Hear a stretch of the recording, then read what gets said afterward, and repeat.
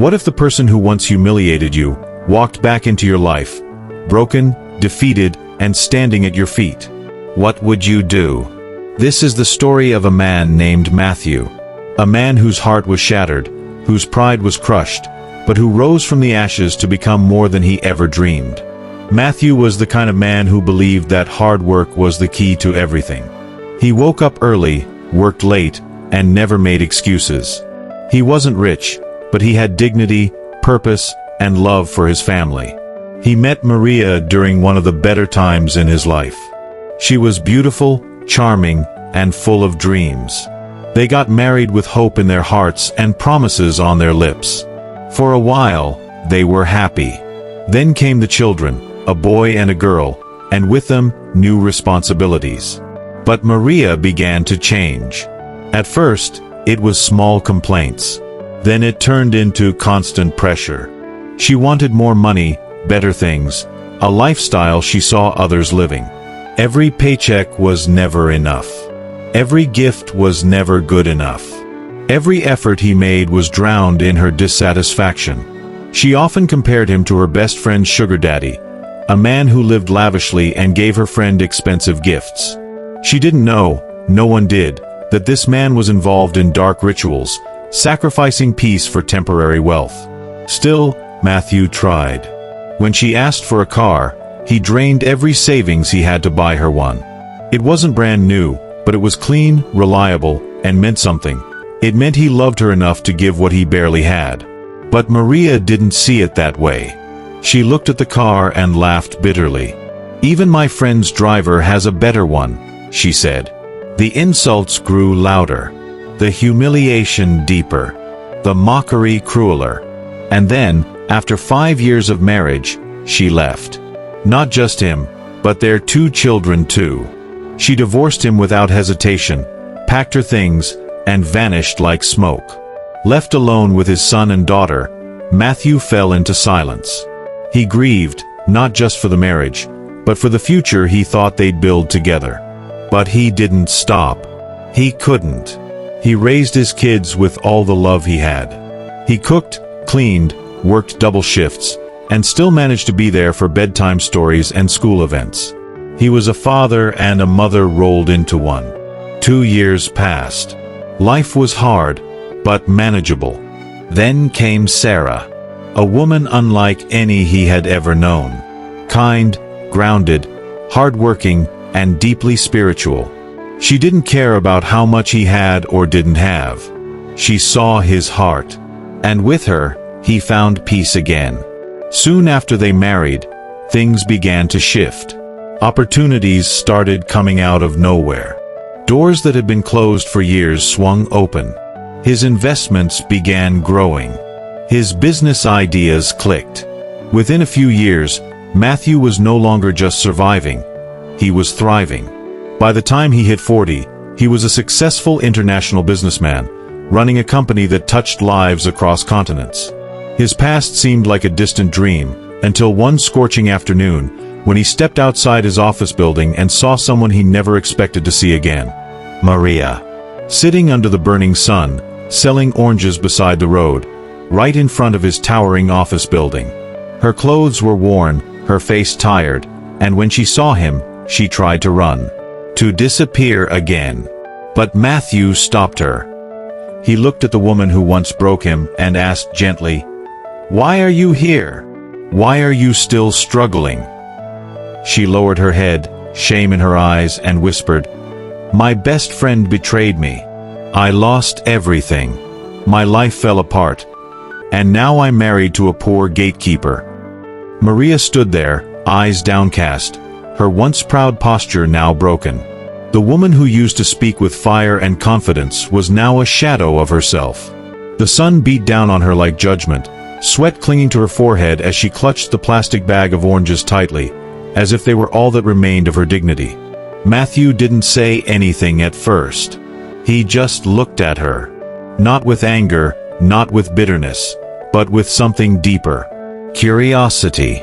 Sadness. Maybe even understanding. She had left him in the worst way possible. She had humiliated him, abandoned their children, and walked away without looking back.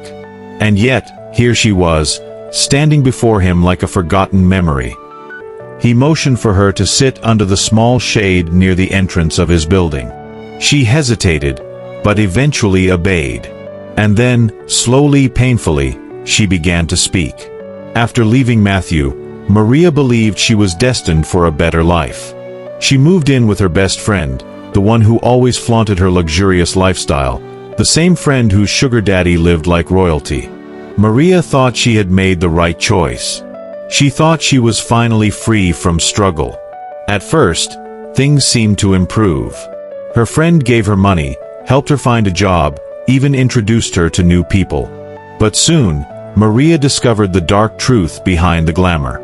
Her friend's wealth wasn't earned through hard work or divine favor. It came from rituals, sacrifices, and deals that cost more than money. And worse, when Maria refused to participate, when she tried to walk away, she became a liability. They turned on her. Her so-called friend framed her in a business deal gone wrong. She lost everything: her job, her savings, her reputation. No one would hire her. People whispered about her name like it carried a curse. Broken and betrayed, Maria had nowhere to go. Desperate and ashamed, she returned to the only place she knew, her hometown. There, she met a man named Joseph, a gatekeeper who worked at a local school. He was kind, humble, and patient. He took her in, loved her despite her past, and gave her a second chance at life. But life with Joseph wasn't easy. Money was tight. Opportunities were scarce. And though he never blamed her for her past mistakes, Maria carried the weight of regret every single day. "I thought I was choosing a better life," she whispered. "But I ended up losing everything. My kids, my dignity, my future." Matthew listened quietly. Every word cut deep, not because it hurt him again, but because he understood what it meant to fall, to fail, to be human. He remembered the nights he spent crying alone after she left, the days he doubted himself, the moments he questioned whether he was enough. But he also remembered how far he had come, not because of revenge or hatred, but because he chose to rise. Not for her, not for anyone else, but for himself, and for his children. He looked at Maria one last time and said softly, "You don't owe me an apology. You owe yourself one." Then he stood up, dusted off his suit, and walked back into his building, leaving her with silence and perhaps a chance to reflect. The days passed, but Matthew couldn't forget the image of Maria sitting under that sun, worn out, defeated, and broken. It wasn't pity he felt. It was something deeper, something wiser. He had spent years building a life not just for himself, but for his children. He had raised them with love, discipline, and values. His second wife, Sarah, stood beside him like a true partner, faithful, strong, and full of grace. His company had grown beyond borders, touching lives in ways he never imagined. But standing at the top didn't mean he forgot what it felt like to be at the bottom. So one morning, he made a decision. Without telling anyone, not even Sarah, he walked back to where Maria used to sit selling oranges. She wasn't there. He asked around and learned she had moved closer to the market area. So he went there. When he found her again, she looked even more tired. Her clothes were more worn, her eyes heavy with struggle. She tried to hide when she saw him, but this time, he approached her gently. "I need to talk to you," he said. She hesitated, then nodded. They sat on a small bench near a roadside stall, surrounded by noise and chaos, but between them, there was silence. A silence filled with years of pain, regret, and healing. Matthew reached into his bag and pulled out an envelope. He handed it to her without a word. Maria opened it slowly. Her hands trembled as she read what was inside. It was a job offer.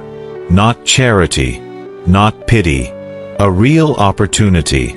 He had created a position at his company, one that would give her training, support, and a fair wage. Not because she deserved it based on the past, but because he believed in redemption. in second chances, in people who were willing to change. Tears welled up in her eyes. "Why are you doing this?" she whispered. Matthew looked at her and said, "Because I've been where you are. I know what it feels like to be crushed, to feel like you have nothing. And I also know how hard it is to rebuild yourself.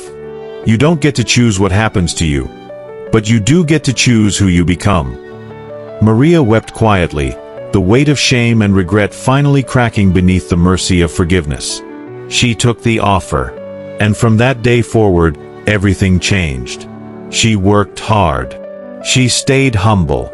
She rebuilt her life, not through shortcuts or betrayals, but through effort, patience, and accountability. She reconnected with her children, slowly earning their trust. And eventually, she became someone her daughter could look up to again. Joseph, her husband, stood by her side every step of the way. Together, they built a quiet but meaningful life. As for Matthew, he continued to rise, not just in wealth, but in wisdom. He understood now more than ever that true strength isn't about revenge. It's about rising above. It's about choosing kindness when bitterness knocks on your door. 1 year later, during a company event, Maria stood on stage and shared her journey, not to seek sympathy, but to inspire others. "I once believed that happiness came from having more," she said. "I left behind love, family, and truth in search of comfort. But I lost everything. And when I thought my life was over, someone gave me a chance, not because I earned it, but because he chose to believe in me." She turned and smiled at Matthew, who stood at the back of the hall, watching silently. "That man taught me that greatness isn't about what you have," she continued.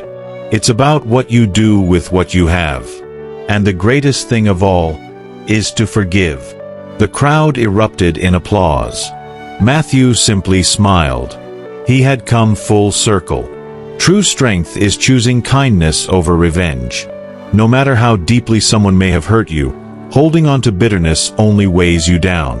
Matthew's journey teaches us that the most powerful response to pain is not retaliation, but compassion. Rising above past wounds doesn't weaken you. It proves how strong you truly are. Everyone deserves a second chance, if they're willing to change. Maria lost everything because of her choices, but when given an opportunity to rebuild with dignity, she took it. This story reminds us that people can grow, heal, and transform when shown mercy and given a fair chance. Redemption isn't about erasing the past, it's about earning a better future. Success means nothing without peace and purpose. While wealth and status may bring comfort, true fulfillment comes from living with integrity, love, and gratitude. Matthew didn't just build a company. He built a life rooted in values, family, and faith. And when he stood at the top, he didn't look down on others, he lifted them up. If you were moved by this story, don't keep it to yourself. Hit that like button. Leave a comment below sharing what part touched your heart the most, and share this video with someone who needs to hear this message today. And if you haven't already, make sure to subscribe to our channel for more powerful, emotional, and inspiring stories. Thank you for watching. Until next time.